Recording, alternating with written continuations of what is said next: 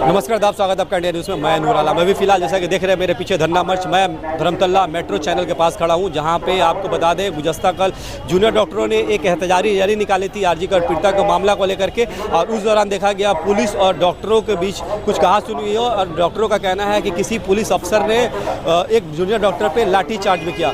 तो junior doctor अपने नए 10 डिमांड के साथ यहाँ पे स्ट्राइक पे बैठे हैं, और उन्होंने 24 घंटे का समय दिया था, जो आज शाम 5 बजे ये 24 घंटा खत्म हो जाता है। उनका कहना है कि अगर ये हमारी 10 डिमांड को अगर सरकार नहीं मानती है तो हम यहाँ पे हंगर स्ट्राइक पे बैठेंगे, जो ना खत्म होने वाला हंगर स्ट्राइक होगा। मतलब कि जब तक इनकी डिमांड पूरी नहीं की जाएगी ये हंगर स्ट्राइक करते रहेंगे। आपको बता दें, जिस तरह से आप देख रहे हैं मेरे पीछे डॉक्टरों की भीड़ और ये धरना मंच है, ये आप दिखाने की कोशिश करो। अभी ये दुर्गा पूजा का समय चल रहा है, लेकिन दुर्गा पूजा के दौरान भी देखा जा रहा है कि जूनियर डॉक्टर हैं, जूनियर डॉक्टर का प्रोटेस्ट जारी है, और आरजी कर पीड़िता के लिए इंसाफ की गुहार लगाते सरकार से देखे जा रहे हैं। और आपको बता दें कि आज भी एक निंदनीय घटना सामने आई है कि एक 8 साल की छोटी बच्ची के साथ दुष्कर्म किया जाता है, उसे मार दिया जाता है। वहाँ पे माहौल गर्म हो जाता है। जयनगर की जो सांसद है वो वहाँ पहुँचती है, लोग वहाँ पे रोकते हैं उन्हें। उसके बाद अग्निमित्रा पॉल भी पहुँचती है, भाजपा नेत्री मीनाक्षी मुखर्जी भी पहुँचती है, और कहीं ना कहीं सियासत गर्म होती दिख रही है। पश्चिम बंगाल में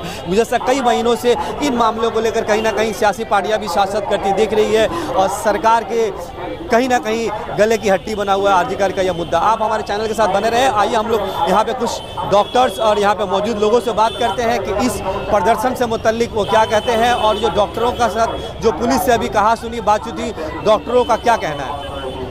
कि इससे पहले 5 दफा जो दावी था उसके लिए जो हेल्थ का जो ऑफिस है हेल्थ डिपार्टमेंट का सॉल्ट लेक में, उसके आगे हम लोगों ने ये किया, धरना मंच किया था। उसके बाद और 10 जो दावी है, 10 जो दावी है उसको लेके हमारा प्रपोजल था कि सिक्योरिटी के लिए जो डॉक्टर है, हेल्थ वर्कर है, उन्होंने के लिए ये सिक्योरिटी चाहिए। और उसके बीच में भी बहुत सारा सागर दत्ता में भी हम लोगों ने देखा है, बहुत जगह हम लोगों ने देखा कि हेल्थ वर्कर एंड डॉक्टर्स के ऊपर पब्लिक ने उसने अटैक किया है। उसके बाद और दिल्ली में और यूपी में भी देखा है, हमने मेरठ में भी देखा है कि गोली चलाया गया है डॉक्टर के ऊपर। तो इस सब कुछ को लेके ये बंगाल में डॉक्टर्स लोग जो भी है जूनियर डॉक्टर्स, फिर से ये लोग आंदोलन में बैठ गए हैं यहाँ पे धरना मंच में, कि अगर ये 10 दफा जो दावी है वो अगर स्वीकार नहीं किया अगर ये गवर्नमेंट ने, तो और भी हम लोग ये हंगर स्ट्राइक में जाएंगे, ये डॉक्टर लोग ने बोला। इसका एक ही रीजन है, ये स्टेट का लॉ एंड ऑर्डर का प्रॉब्लम है। लॉ एंड ऑर्डर स्ट्रिक्ट नहीं है। अगर लॉ एंड ऑर्डर ठीक तरीके से काम करेगा, और अगर ये पुलिस जो है वो अगर ठीक से स्ट्रिक्टली काम करेगा, अगर लॉ एंड ऑर्डर ठीक से चलेगा तो ये सब कम होता रहेगा। लेकिन ये नहीं हो रहा है, क्योंकि यहाँ पे आप देखिए, अगर कोई किसी जगह पे एक्सीडेंट होता है, किसी एक का रेप होता है, खून होता है, पुलिस वहाँ पे टाइम पे नहीं पहुँचते। लेकिन जिधर आंदोलनकारी रहते हैं वहाँ पे पता नहीं कैसे वो लोग हाजिर हो जाते हैं उनको उठाने के लिए। यही बहुत बड़ा यहाँ पे मौका है। यहाँ पे दुर्गा पूजा देखिए, दुर्गा पूजा के जैसा हो रहा है, और हमारा प्रोटेस्ट भी प्रोटेस्ट के जैसा ही हो रहा है। हम लोगों ने किसी को मना नहीं किया कि आप लोग पूजा मत कीजिए या ये मत कीजिए, वो मत कीजिए, ऐसा नहीं किसी ने बोला।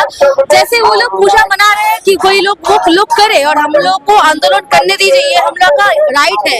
कॉन्स्टिट्यूशन में ये लिखा है कि हम लोग आंदोलन कर सकते हैं। अगर कोई पीसफुल प्रोटेस्ट हो रहा है उनको वो रोक नहीं सकते है ना, तो पीसफुल प्रोटेस्ट हो रहा है तो ऐसा नहीं है कुछ झमेला कर रहे हैं हम लोग। बात ये है, अगर आरजी कर में मतलब कोलकाता आरजी कर में अगर ऐसा 4th फ्लोर में अगर किसी का रेप और मर्डर हो सकता है, तो ना जाने हम लोग तो रास्ते से रात भर कभी कोई नौकरी से लौटते हैं, या फिर रात भर किसी जगह पे हम लोग लौटते हैं कोई जगह से, या फिर गांव में भी बहुत सारा कुछ होता है। हम लोग को तो डर तो लगता ही है, ये डर तो रहेगा, क्योंकि ये स्टेट में ये सिक्योरिटी नहीं है, कोई भी सेफ्टी नहीं है महिला के लिए। मुझे जितना पता है कि ये कुछ डिमांड लेके यहाँ आए हैं। हंगर स्ट्राइक शायद अभी से शुरू नहीं हुआ, वो डिमांड फुलफिल नहीं होगा, तो शुरू होगा। तो मुझे लगता है कि अभी ये जो डिमांड है उसके साथ सरकार भी कुछ ना कुछ कोशिश, या उनके दिमाग में भी कुछ होगा, तो अगर उनका 24 घंटा निकल जाए उसके बाद सोच सकते हैं। लेकिन जो डिमांड है, बेसिक डिमांड कहाँ से शुरू होता है कि एक जो बहुत घिनौना काम हुआ है इस सिटी में, उसी से लेकर ना, तो उसका जो जस्टिस का डिमांड जब तक रहेगा, मूवमेंट तो चलते रहेगा किसी न किसी फॉर्मेट में। डिस्ट्रिक्ट ऐसे कुछ रिलेट नहीं करना हो, ये दुनिया में कहीं भी घटे तो वो जो कहीं भी घटे तो उसके लिए मतलब एक छोटा गांव में है, बड़े शहर में है, कहीं भी घटे तो उसके खिलाफ आवाज़ उठाना ज़रूरी है।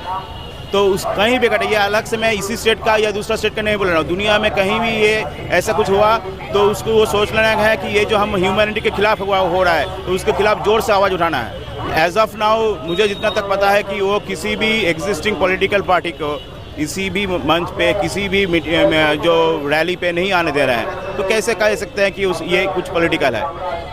हम लॉ अबाइडिंग सिटीजन है, कोई भी सब जानते हैं कि ये ऐसा नहीं कि आज कोई भी यहाँ हमारी जो लीगल प्रोसेस है कि आज कुछ हुआ है तो कल उसका जस्टिस मिल जाएगा।